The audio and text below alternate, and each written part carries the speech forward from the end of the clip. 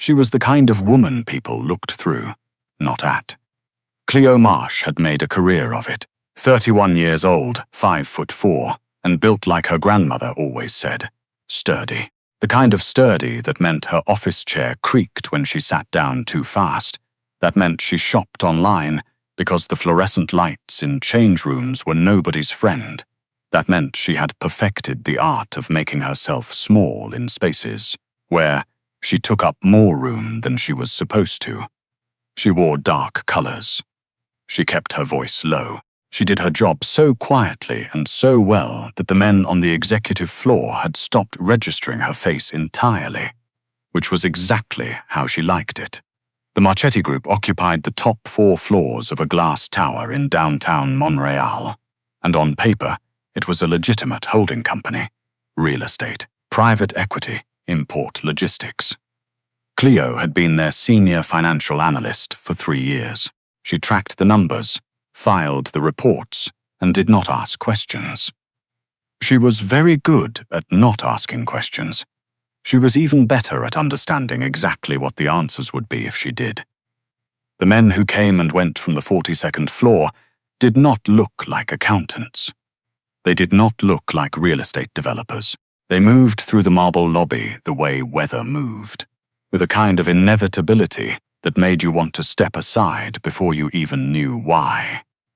Cleo had learned very quickly that the Marchetti Group's books had 2 sets of columns. She had also learned, just as quickly, that the health of her continued employment depended entirely on her ability to make those columns balance, and on her ability to pretend she had never noticed the discrepancy in the first place.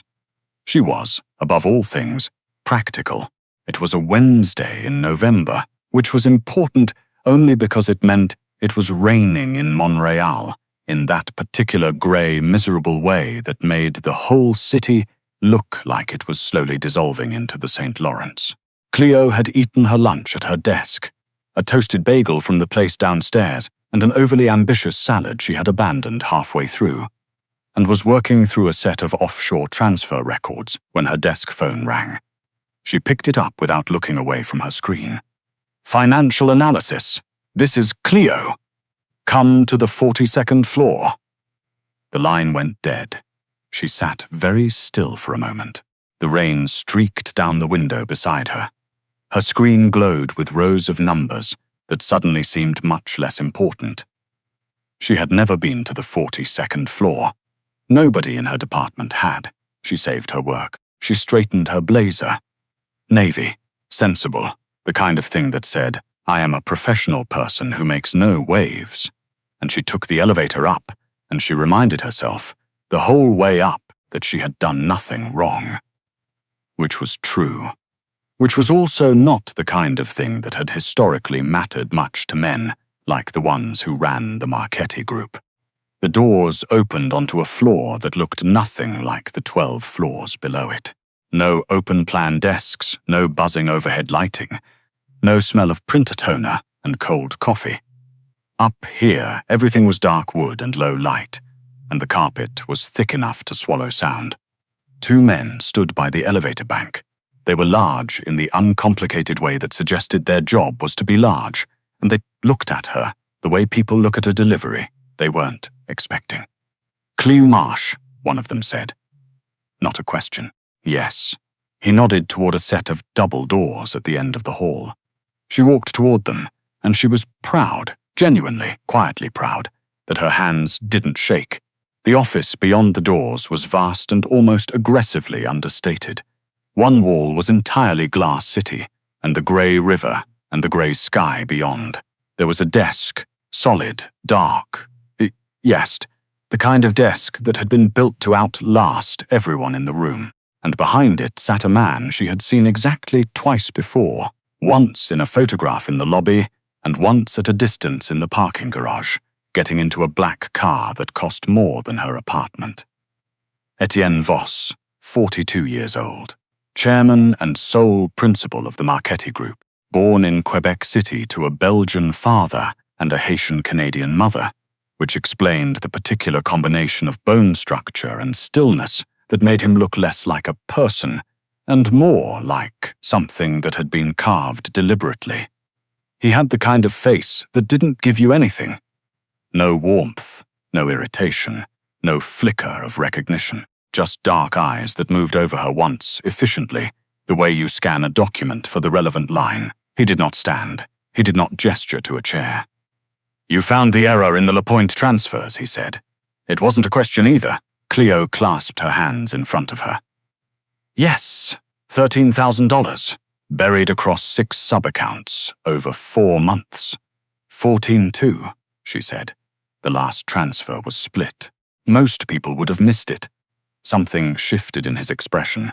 So small she almost missed it. Most people did. He studied her for a moment. Outside, the rain intensified against the glass, and the sound of it filled the space between them. "Do you understand what that money was for?" he asked. "No," Cleo said, "and I don't want to." Another pause.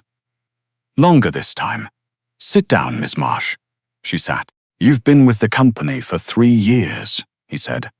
"You came from Deloitte. You've never been late, never missed a deadline, never flagged a concern with the Oversight Committee." He said this last part with a particular flatness that made clear he already knew she had understood, long before now, why flagging concerns with the Oversight Committee would have been inadvisable. You eat lunch at your desk on Mondays, Wednesdays, and Fridays. You take your coffee black. You have corrected 11 errors in the company's financial records that were introduced by your predecessors, and you have not once brought any of them to anyone's attention. Cleo kept her expression neutral, though her heart was doing something complicated in her chest. "You've been watching me," she said. "I watch everyone who handles my money." "That's not the same thing." The corner of his mouth moved. It was not quite a smile. It was something more unsettling than a smile. It was the suggestion that a smile existed somewhere inside him and was, under very specific circumstances, possible. "No," he said. "It isn't." He slid a folder across the desk toward her. "The comptroller's position is vacant," he said. "The salary is here. The responsibilities are here. The expectations are." He paused. Significant. Cleo looked at the folder without touching it. "The last comptroller left, yes, sudden." "Yes, in October, Ems Marsh." She looked up. "The position is not a threat," he said, and his voice had shifted. "Just slightly, just enough. It is an offer. I make very few offers." She picked up the folder. The number, on the first page, made her set it back down again. "Then pick it up again." "I'll need to think about it," she said. "You have until Friday." She stood, tucked the folder under her arm, and walked back toward the doors. She was almost there when he spoke again. "Cleo." She stopped. It was the first time he had used her name without the title. It landed differently than she expected. "You don't need to make yourself invisible," he said from behind her. "You're the only person in this building who actually sees everything." She did not turn around.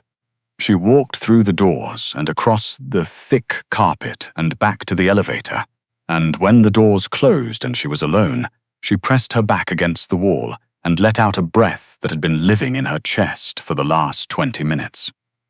She took the job. The months that followed were the strangest and most electric of her professional life. Cleo moved offices, from the open floor plan on 30 to a private suite on 41, 1 floor below his, and her work expanded to fill every available surface. She oversaw 6 analysts. She sat in on meetings she was never supposed to have access to. She learned the architecture of the Marchetti Group's finances, the way you learn the layout of a house you've moved into. Room by room, corner by corner, discovering what was load-bearing and what was decorative, and what existed behind closed doors that everyone politely agreed not to open. Etienne Voss was not easy to know. He was precise, demanding, and almost completely opaque.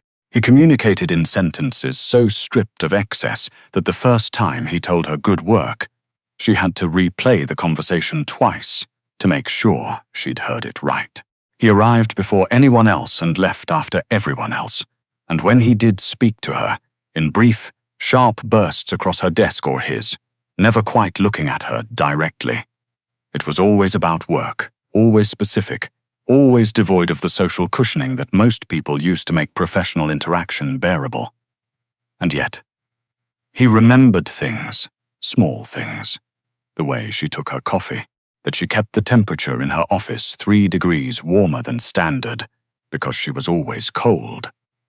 That she had an allergy to nickel, which she had mentioned exactly once, in passing, and which had subsequently resulted in every piece of hardware in her new office being replaced without comment. Cleo noticed these things and filed them in the part of her brain she had designated for information that I am choosing not to examine too closely. She was practical, after all. It was a Friday in March when things fell apart.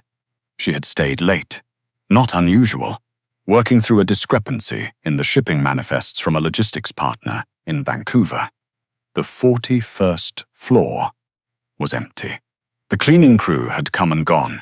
The city below glittered through the floor-to-ceiling windows, and Cleo had taken her heels off under the desk and made herself a second coffee, and was contentedly, deeply absorbed in a spreadsheet when the freight elevator at the end of the hall opened. She didn't look up. The freight elevator was used by maintenance. She had learned, months ago, to be unremarkable in the presence of things that were not her concern. Then someone put a hand over her mouth. The spreadsheet blurred. The coffee went sideways. She was out of the chair before she could process what was happening, and there were 2 of them. Big men, unfamiliar, wearing the particular blank expressions of people who have been hired specifically for this. And one of them said something in French she couldn't catch, because her blood was very loud in her ears. She fought. She was practical, not passive, and she had taken a self-defense course in her mid-20s for exactly the kind of anxiety that had, it turned out, been entirely well-founded. She got an elbow into someone's ribs. She heard a grunt. Then something caught her at the base of her skull, and the glittering city tilted, and the floor came up to meet her. She was unconscious before she could be afraid of what came next. Etienne Voss was in a meeting on the 42nd floor, the kind of meeting that did not appear in any calendar and did not involve catering, when his phone buzzed. He glanced at the screen. Read the message from his head of security. Read it again. The meeting stopped existing. He was moving before anyone in the room had time to register that he had stood. His security chief, Armand, was in the hallway before the door had fully closed, keeping pace. "When?" Etienne said. His voice was absolutely level. People who did not know him would have found this reassuring. Armand, who knew him extremely well, found it the opposite. 40 minutes ago. The cameras on 41 were cut.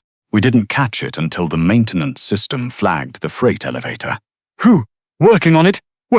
Work, faster!" He stopped walking, turned. His eyes were very dark and very still, and there was something in them that Armand had not seen in a long time. Something that had nothing to do with business, and everything to do with something much older and much less controlled. "Find her." "Yes, sir, Armand, sir. Find her before I do, because if I find her first, there will be nothing left for anyone else to manage." Cleo came back to consciousness slowly, the way you surface from a dream that doesn't want to let you go. She was in a chair. Her wrists were zip-tied behind her. There was a concrete floor beneath her feet and the smell of standing water and diesel, and somewhere above her, a bare bulb swung on its cord and made the shadows move. A warehouse, port facilities. Maybe she could hear the faint cry of gulls outside, which put her somewhere near the water. Her head hurt with a specificity that suggested she had a concussion. Cleo took inventory the way she always took inventory, methodically, starting with what she could confirm and working outward to what she could infer. She was alive. She was not restrained by the feet. There were 2 men she could see, standing near a corrugated metal wall to her left. Both had their backs to her, which meant they didn't consider her a significant, which was, she decided, a miscalculation on their part. there was a third man. He sat across from her in a folding chair that looked profoundly inadequate for his presence, and he was watching her with the particular attention of someone who had been waiting. He was somewhere in his 50s, silver-haired, with the kind of tan that came from warmer latitudes, and the kind of smile that had never had anything to do with warmth. "Mrs. Marsh," he said in accented English, "you are more resilient than I was told." "You were told about me. Enough." He crossed one leg over the other. "I have a message for Etienne Voss, and I need someone who has his ear." Cleo looked at him steadily. "I'm an accountant. You are his controller, his most trusted analyst. You have access to his financial architecture that no one else has." The man tilted his head. "Do not insult both of us." She didn't respond. "Tell him," the man said, "that the LaPointe agreements were not voluntary. Tell him that what belongs to the Sauvé network does not become Marchetti property simply because he wills it so. Tell him to return what he has taken, or the next thing he loses will be considerably more permanent than a file folder. And if he doesn't listen to me," the man's smile sharpened, "then you become very useful to me in a different way."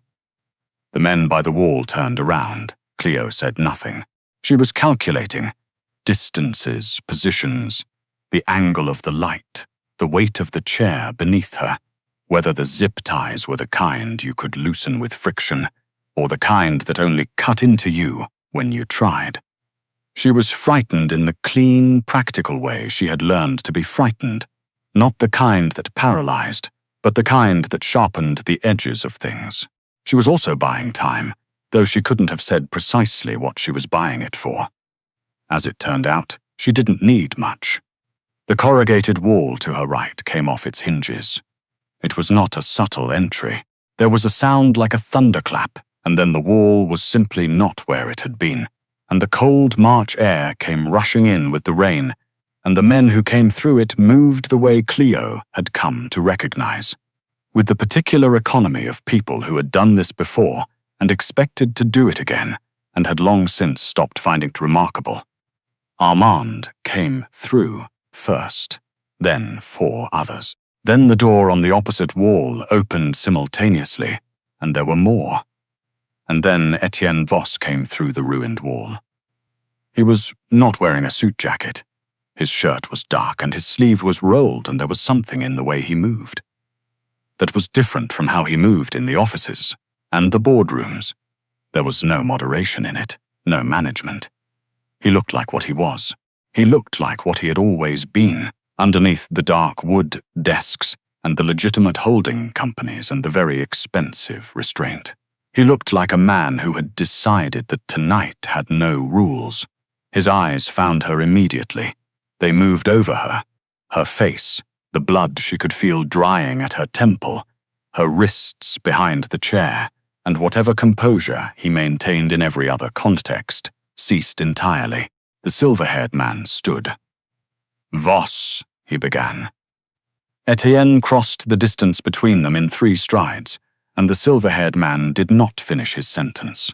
What followed was brief, and not something Cleo looked away from, because she had been an accountant in the Marchetti Group for 3 years, and had learned that looking away was not the same as not knowing. When it was over, Armand was crouching in front of her with a blade, cutting the zip ties, and the cold air smelled like rain, and the gulls were still crying somewhere outside, and Cleo's hands came free, and she couldn't quite make them stop shaking. "Are you hurt?" Armand asked, in his careful, quiet way. "Concussion, probably," she said. "My wrists are fine. My pride is." She stopped. Etienne was standing over her.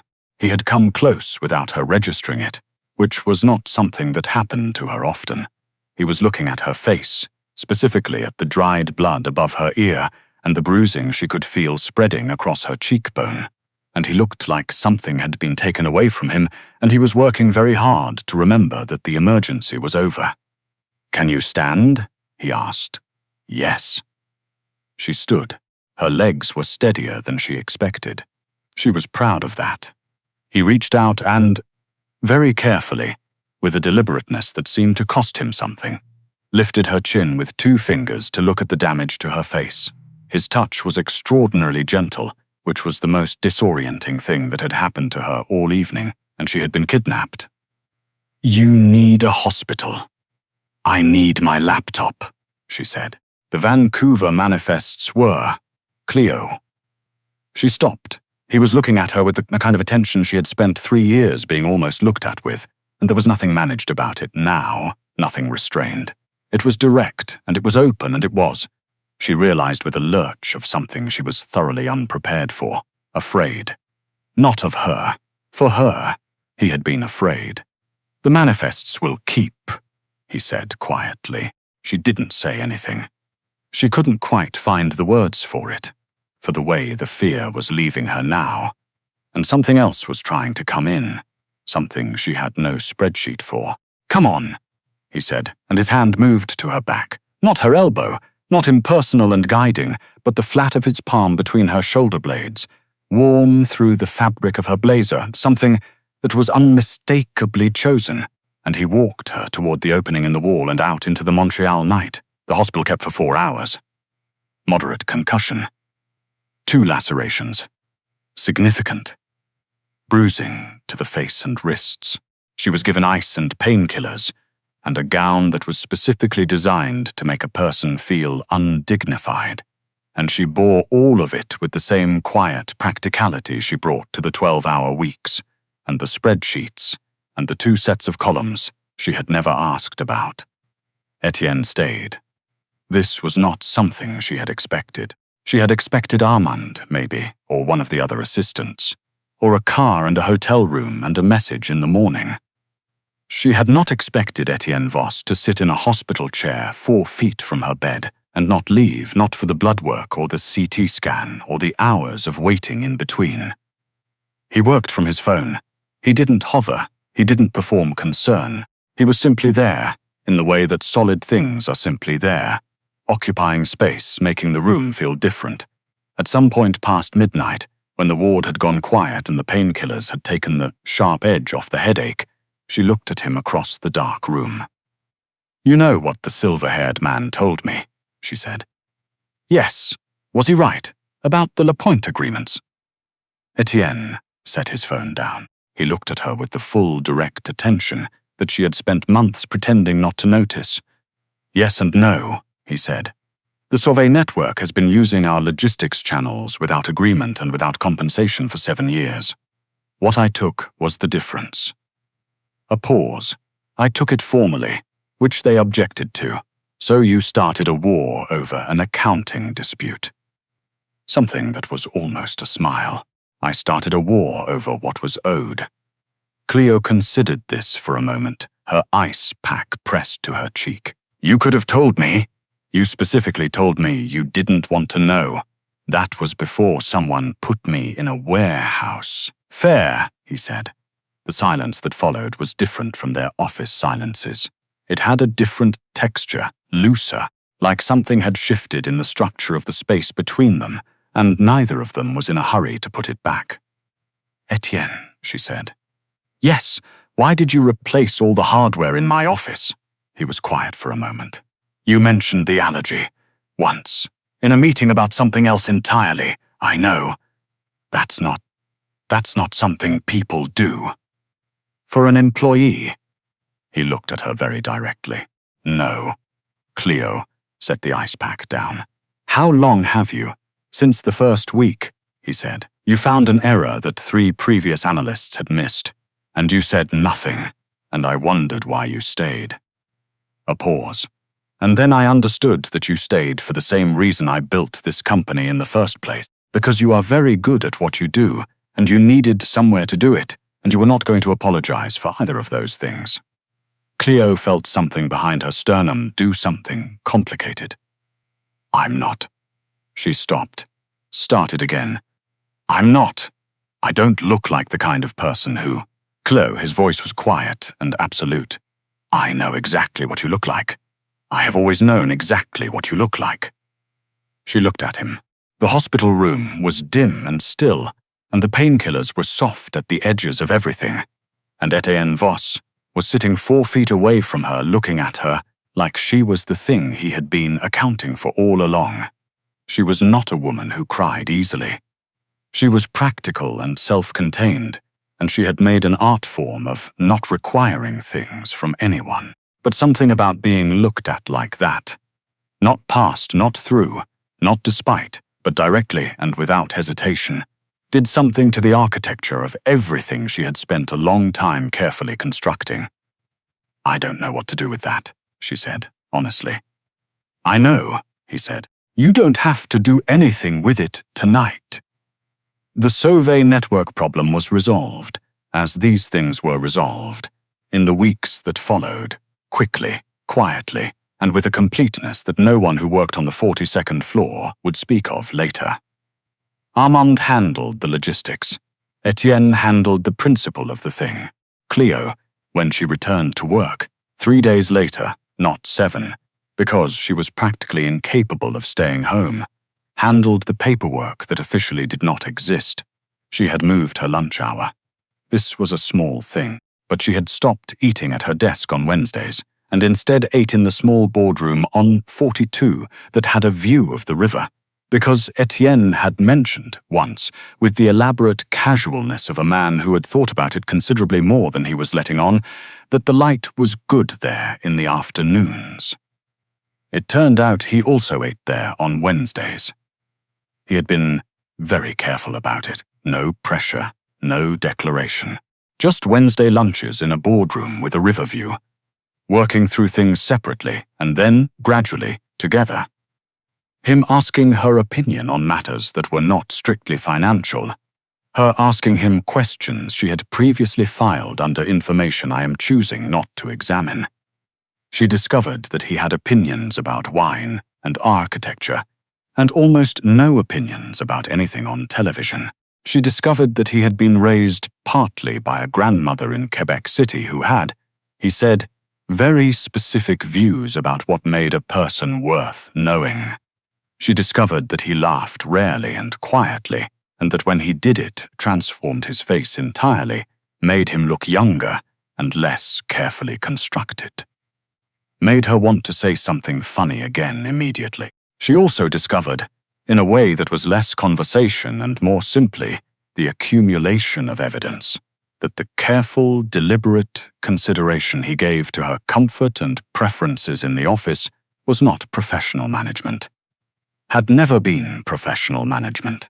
It was the one Wednesday in April when she said something about her coat, an offhand remark, a self-deprecating joke about how plus-size dress coats were expensive and limited, and she'd been putting off replacing her old one. And he went quiet in the particular way. He went quiet when he was filing something away, and she thought nothing more of it. The following Monday, there was a box on her chair. Inside, a coat, long, dark grey wool, exactly the kind of weight she liked, in her size, without a tag, without a note. Cleo stood in her office for a long time, looking at the coat. Then she picked it up, put it on. Stood in front of the window with the November city spread out below her, replaced now by April rain, the river going silver in the mid-morning light. She wore it to lunch. He looked at her when she came in, just once, briefly, the kind of look that tried to be unremarkable, and she sat down and opened her laptop and said, without preamble, "The coat fits." "Good," he said. "Etienne." He looked up. "Thank you," she said. "Not just for the coat." He was quiet for a moment. The river was silver and moving below them, and the rain was soft, and Montreal was going about its ordinary Wednesday business 41 floors beneath their feet. "You see everything," he said finally. "I have always wanted someone who sees everything." She closed her laptop. He set down his phone. Outside, the rain settled into something steadier, and the light shifted, and Cleo Marsh, who had spent 3 years making herself invisible in a company full of dangerous men, let herself be seen. For the first time in a long time, it didn't feel like a risk. It felt, she thought, practically, finally, completely, like the only thing that had ever made sense.